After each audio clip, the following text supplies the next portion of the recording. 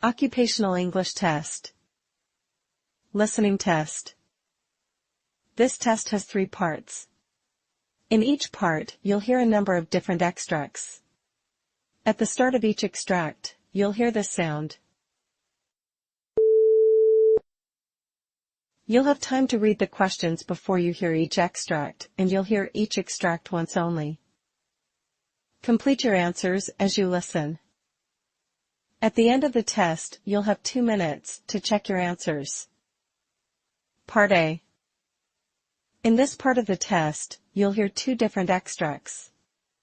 In each extract, a health professional is talking to a patient. For questions 1 to 24, complete the notes with information that you hear. Now, look at the notes for Extract 1. Extract 1, questions 1 to 12. For questions 1 to 12, complete the notes with a word or short phrase that you hear. You now have 30 seconds to look at the notes.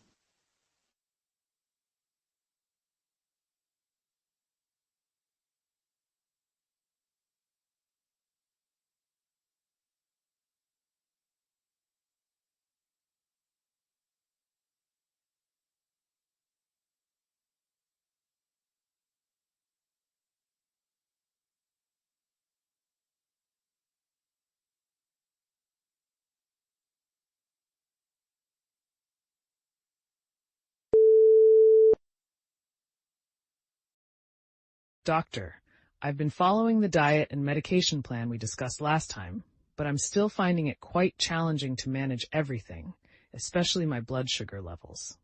My diabetes has always been a bit hard to control, and even with the diet changes, it feels like a constant battle. I understand it can be frustrating. Can you tell me a bit more about the specific challenges you've been facing with your diabetes management? Sure, the main issue is balancing my meals and medication. Since we switched to glipizide, I've noticed some improvement, but my blood sugar still spikes, especially after meals. I've been trying to cut back on foods like bananas and oranges, as you recommended, to manage my potassium levels too, but it's been tough to find the right balance. That sounds quite demanding. How about your blood pressure and kidney function? Have you noticed any changes or new symptoms there? No new symptoms, really. I've been taking my blood pressure regularly at home, and it seems stable with the medications. The last lab results showed my kidney function was stable too, which is good news. But the diet restrictions for potassium are complicating my choices for managing diabetes. It's good to hear your kidney function is stable, and managing multiple conditions can definitely complicate your diet. How about your gout? Any flare-ups or pain recently? Luckily, no major flare-ups. I've been using the colchicine as needed, and that seems to keep it under control. I haven't had to take it much recently, which is a relief. That's good to hear. Have you had any other health concerns lately? Anything at all that's been on your mind? Well, with my family history of colon cancer and the sickle cell trait in my son, I do worry about genetic risks and whether I need to be more proactive with screenings or any other preventive measures. That's a valid concern, and it's something we can continue to monitor closely. Now let's go over some of your recent clinical values to better understand your overall health condition. Looking at your lab results, your blood pressure is also well controlled. However, your fasting blood glucose and HbA1c levels are still higher than our target, which suggests we need to adjust your diabetes management. Your cholesterol levels are within acceptable limits, but we'll keep monitoring them. Uric acid levels are at 6.5 milligrams per deciliter, which is just on the higher edge of the normal range, potentially explaining the previous issues with gout, although currently under control with medication as needed. The C-reactive protein CRP level at 2.8 milligrams indicates a mild increase, which could suggest some inflammation, a common occurrence in chronic diseases. Liver function tests show your alanine transaminase, ALT, at 45 U/L and aspartate transaminase, AST, at 37 U/L, both of which are slightly elevated, suggesting we should keep an eye on liver health, particularly since liver ultrasound is part of your routine screening. Your thyroid-stimulating hormone TSH level is at 3.2 mmHg, which is within the normal range, indicating stable thyroid function. Lastly, your urine albumin to creatinine ratio is 30 mg/g, pointing to a manageable level of albuminuria, likely related to both diabetes and chronic kidney disease. This requires ongoing monitoring to assess any progression in kidney damage. I see, that makes sense. So what would you suggest we do next? I think it would be prudent to consider increasing your dosage of glipizide to twice daily. This should help manage your blood sugar levels more effectively. Additionally, I would recommend a dietary consultation to review your low-potassium diet and see how we can also optimize it for better diabetes control. Okay, I'm willing to try that. What about my concerns regarding my family history of cancer? Given your family history, it's important to stay proactive. We have scheduled a liver ultrasound, which is part of our regular screening. Additionally, let's schedule a colonoscopy as soon as possible to check for any issues there. That sounds good. I'll make sure to follow up on that. What about the follow-ups? We'll need to see you again in 3 months to review your blood sugar levels after adjusting the glipizide. We'll also check your potassium and other kidney function indicators then. Make sure to have the lab work done a week before our appointment. And remember, monitoring your health during activities like bicycling is important, especially as we adjust your diabetes medication. Thank you, Doctor. I appreciate your help in managing all these moving parts. It's a lot, but I feel better having a clear plan moving forward. You're welcome. Managing chronic conditions can be complex, but you're doing well. Keep up with your medications, diet, and regular checkups, and we'll tackle any issues as they arise.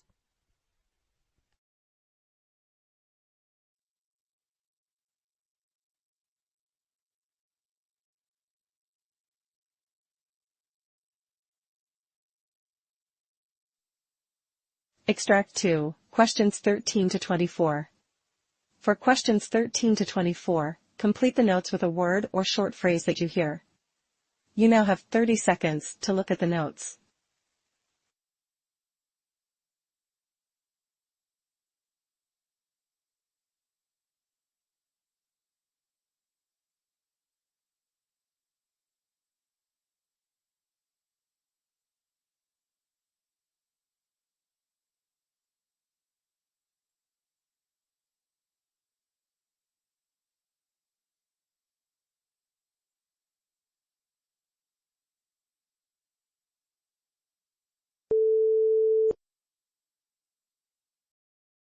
Hello, doctor. I wanted to discuss a few issues that have been bothering me lately.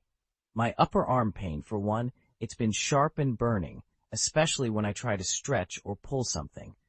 It started about a month ago and hasn't improved.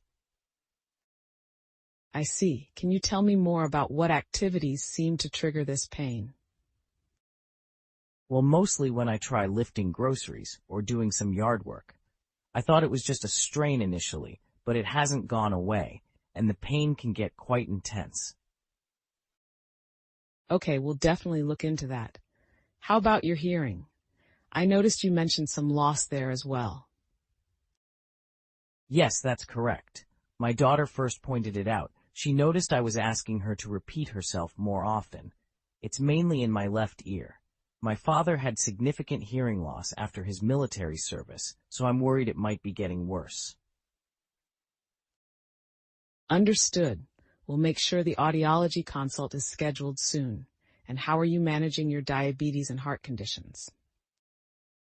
I've been keeping up with my medications, metformin, glipizide, and the others. My last blood test showed good control, but I'm concerned about the cost of medications and transportation. I had to delay car repairs recently, which makes it hard to get around. That sounds challenging.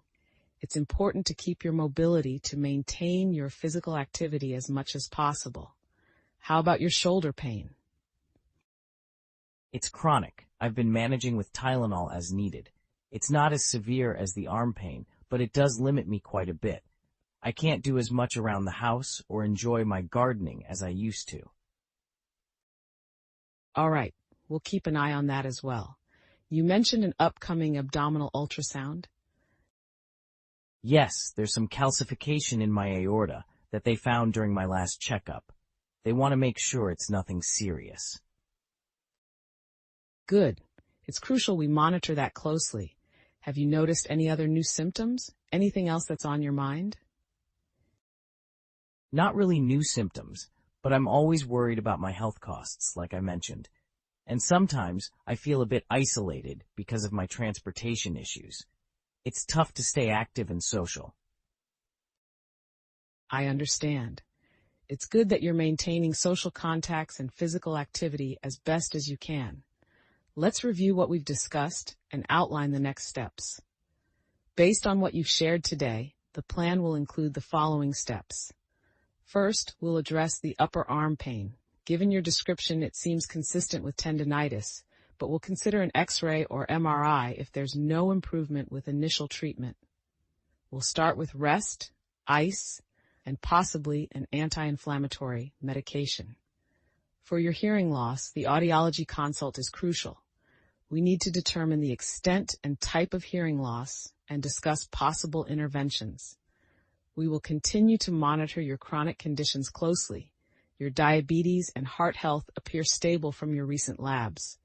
However, we'll review your medications today to ensure they are still the best fit considering your overall health and costs. Regarding the abdominal ultrasound, it's scheduled to assess the aortic calcification.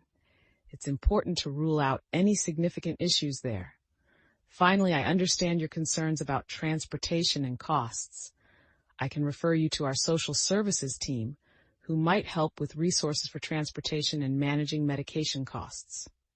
To recap your vitals and labs from today, blood pressure is slightly elevated at 142/88 mm/Hg, which we'll keep monitoring. Heart rate, respiratory rate, and temperature are within normal ranges.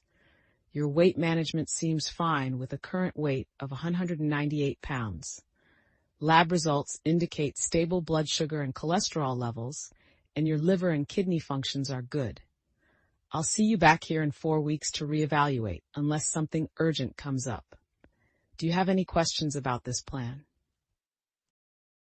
No, that sounds thorough, doctor. I appreciate your help sorting through all this. I'll make sure to follow up on all the appointments and tests. Great. I'm here to help you manage these issues. We'll work together to keep you as healthy as possible. See you in a few weeks, and don't hesitate to call if you need anything before then.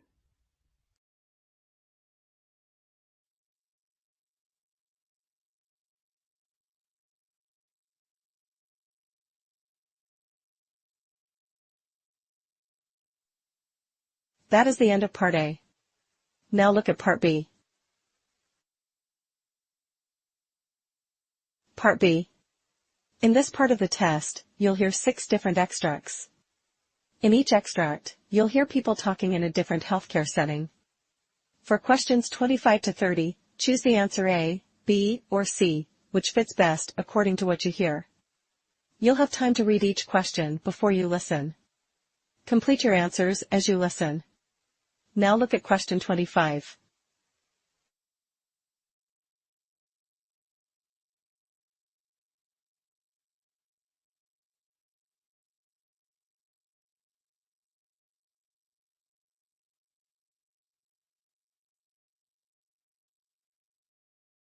Ever since starting the new medication, I've been experiencing some alarming side effects like dizziness and constant headaches. I'm sorry to hear that. When did these symptoms begin? They started roughly 2 weeks ago, soon after I began the new prescription. Given what you're describing, it sounds like these could be side effects from the medication. Have these symptoms interfered with your daily routines? Yes, significantly. I find myself needing to rest more often, which has impacted my work and personal life. It's quite frustrating. Understandably so. It's important that we manage these side effects effectively. I recommend we conduct some follow-up tests to ensure there's nothing else contributing to your symptoms. We may also need to adjust the dosage or consider an alternative medication. In the meantime, I'll prescribe something to help manage the headaches and dizziness.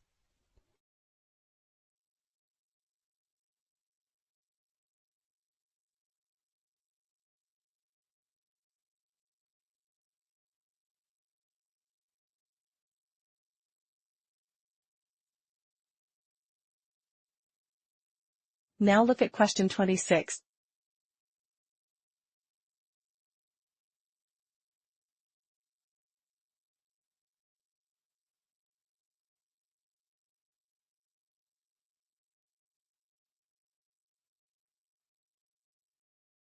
We need to review the care plan for our patient who sustained multiple injuries from a recent car accident, including leg fractures and a concussion. His mobility is compromised, which is impacting his mental state. He seems to be showing signs of depression, likely due to his loss of independence and ongoing pain. That's an important aspect. Integrating mental health support with his physical rehabilitation could be beneficial. How can we best address this?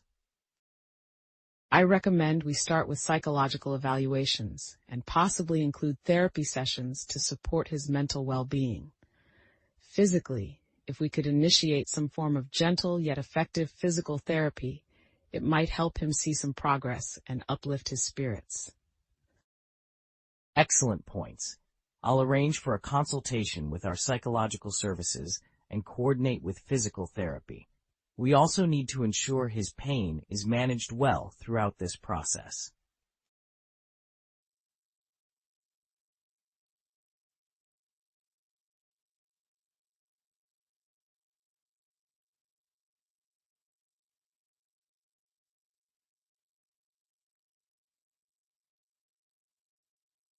Now look at question 27.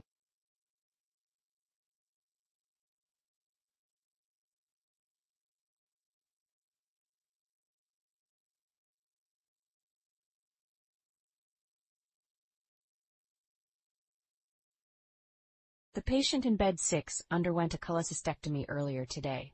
Post-operation, her vital signs have remained stable, although she has complained of significant nausea.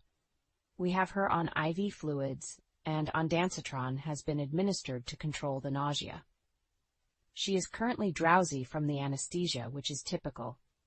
Her incision site looks clean, with no signs of infection so far. She's scheduled for a pain assessment in 2 hours. Please continue to monitor her for any potential complications, such as increased pain, fever, or changes in her wound appearance, and make sure to document any new developments.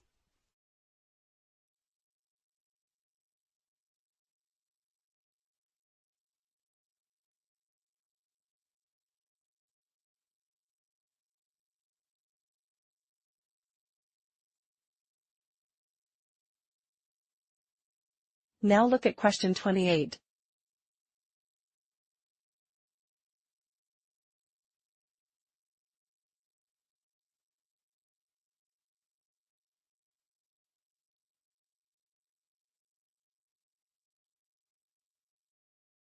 Let's discuss our care strategy for Mr. Thompson, who is nearing the end of his life.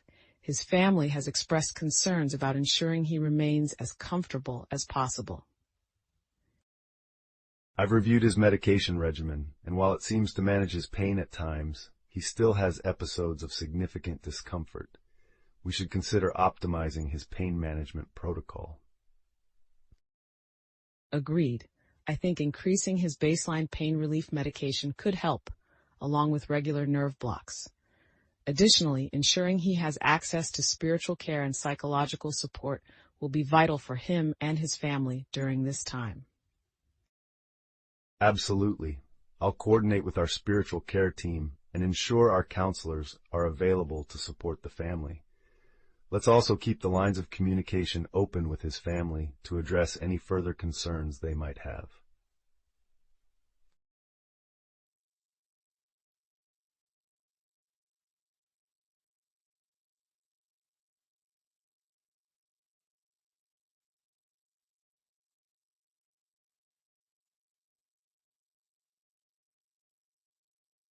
Now look at question 29.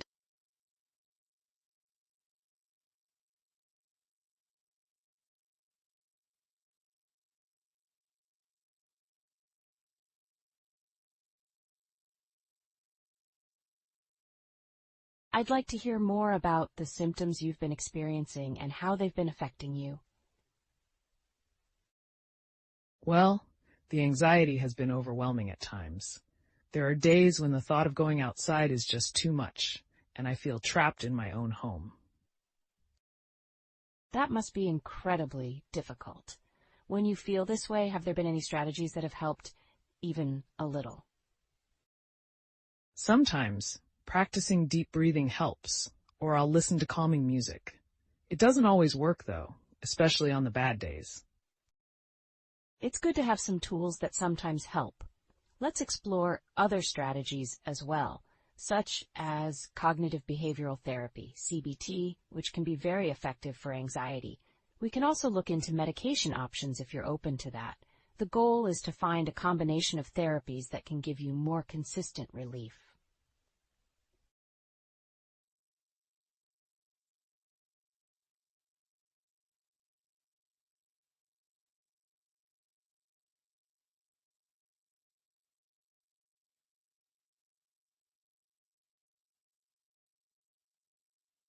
Now look at question 30.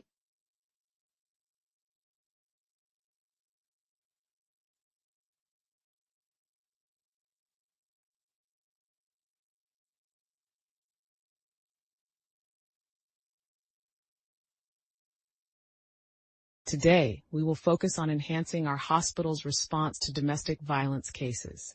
It's crucial that we recognize both the physical and non-physical signs of abuse. Emotional abuse can be just as damaging as physical harm.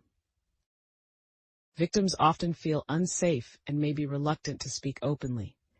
It's our responsibility to ensure that conversations occur in a private and secure setting to encourage disclosure in a safe manner. We should provide immediate medical care for any injuries, but also consider the psychological impact of abuse. Offering a referral to support services, including counseling and legal aid, is essential. Accurate and discrete documentation of all observations and statements is critical for future legal or therapeutic needs. Ultimately, our approach should not only address the immediate health concerns, but also empower victims by providing comprehensive support and resources to help them move beyond the abusive situation.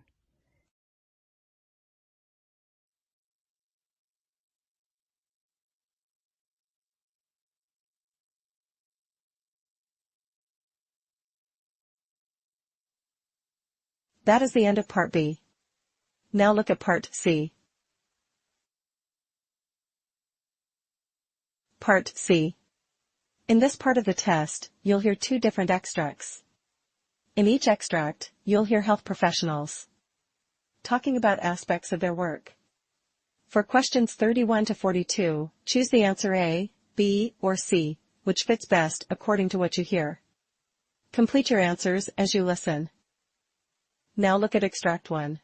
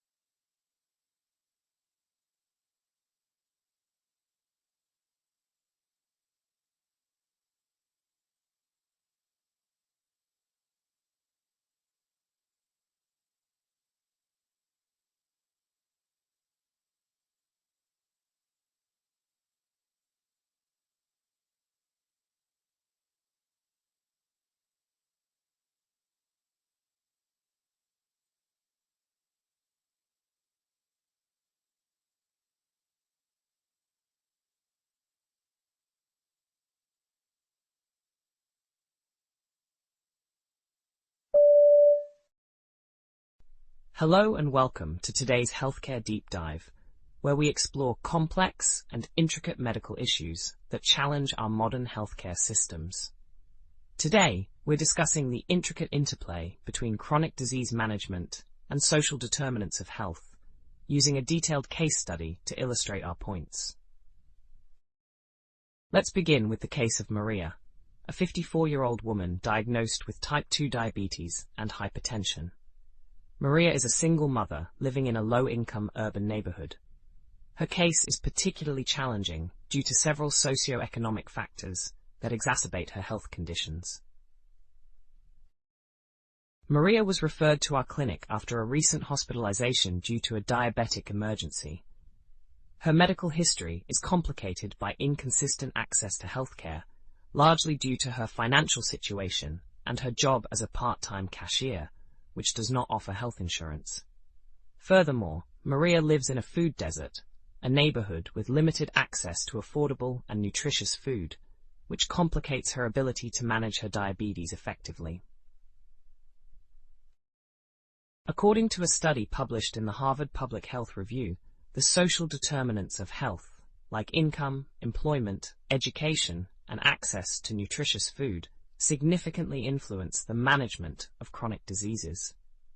The study argues that addressing these determinants is crucial for effective disease management and prevention strategies.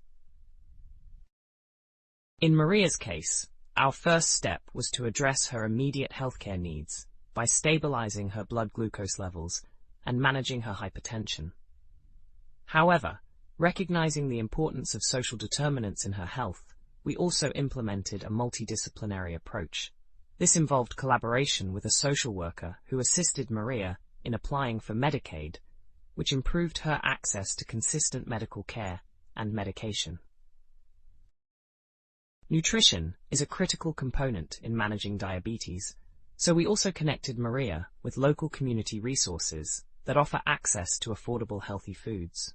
A partnership with a local food bank and enrollment in a community-supported agriculture (CSA) program ensured that she received regular supplies of fresh produce. Moreover, education plays a pivotal role in managing chronic conditions.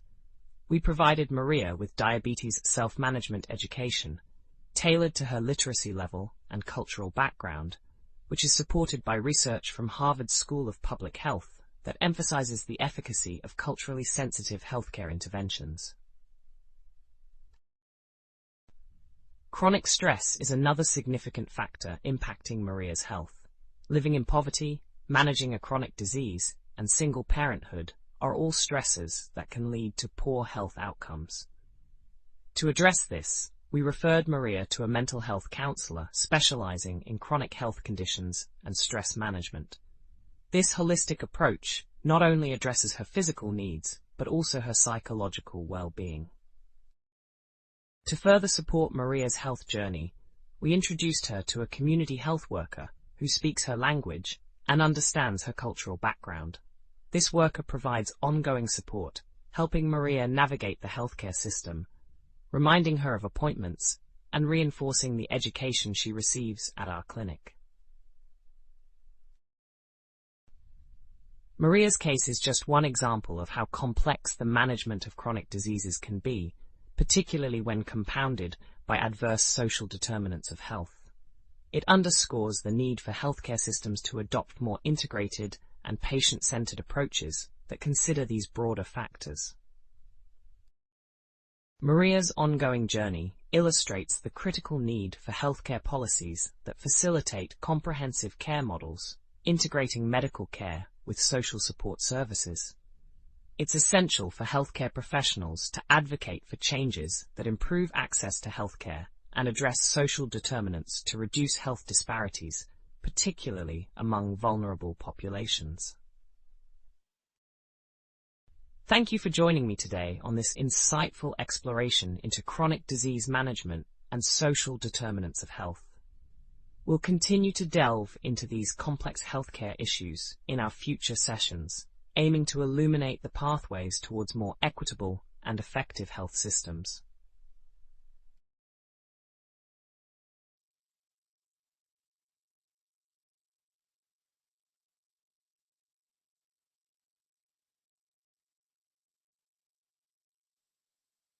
Now look at Extract 2.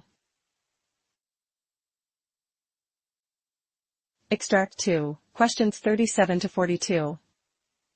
You now have 90 seconds to read questions 37 to 42.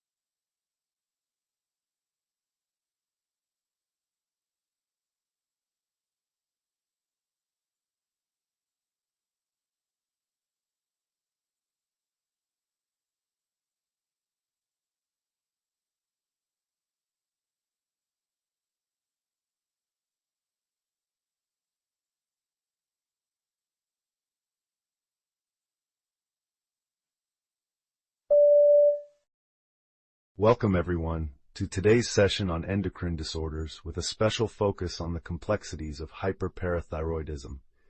I am Dr. James Aon, and I'll be guiding you through a detailed exploration of this condition, highlighting its pathophysiology, diagnostic approaches, and management strategies. To make this discussion as practical and insightful as possible, we will examine a case study involving a patient with primary hyperparathyroidism. Let's dive into the case study of Jane, a 47-year-old female who presented with nonspecific symptoms of fatigue, joint pain, and occasional constipation. Her routine laboratory tests revealed an elevated serum calcium level of 11.2 milligrams per deciliter, which is slightly above the normal range. Given the high serum calcium, further tests were performed, including a parathyroid hormone (PTH) assay, which also turned out to be elevated. This combination of hypercalcemia and elevated PTH suggested primary hyperparathyroidism. To understand the condition further, it's crucial to grasp the physiology of the parathyroid glands. These glands regulate calcium levels in the body through the secretion of PTH. In primary hyperparathyroidism, one or more of the parathyroid glands function abnormally, leading to the excessive production of the hormone and, consequently, high calcium levels in the blood. Returning to our case, Jane's next diagnostic step was an ultrasound of the neck, which showed a small adenoma on one of her parathyroid glands. This finding supported the diagnosis of primary hyperparathyroidism. It's important here to differentiate between primary and secondary causes. In secondary hyperparathyroidism, the gland's activity is a compensatory response to hypocalcemia, often due to vitamin D deficiency or chronic kidney disease. Management of primary hyperparathyroidism typically involves surgical intervention. In Jane's case, given her symptoms and potential complications like osteoporosis and kidney stones, surgery was recommended. The surgical removal of the adenoma is usually curative. Post-surgery, Jane's calcium and PTH levels normalized, and her symptoms significantly improved. However, the management of such patients doesn't end with surgery. Long-term follow-up is essential to monitor for recurrence and to manage any complications related to the disease or its treatment. From Jane's case, several key learning points emerge. First, the importance of recognizing the nonspecific symptoms that might hint at an underlying endocrine disorder. Second, the critical role of biochemical tests in the diagnosis of hyperparathyroidism. And third, the effectiveness of surgical treatment for primary hyperparathyroidism. Primary hyperparathyroidism is a complex endocrine disorder with varied presentations. A thorough understanding of its pathophysiology, timely diagnosis, and appropriate management are crucial for optimizing patient outcomes. Jane's case is a prime example of how interdisciplinary approaches can aid in the effective management of such disorders. Thank you all for joining today's session. I hope this discussion and the case study of Jane have provided you with deeper insights into the management of hyperparathyroidism. We look forward to seeing you in future talks where we continue to explore more about endocrine disorders and their impact on health.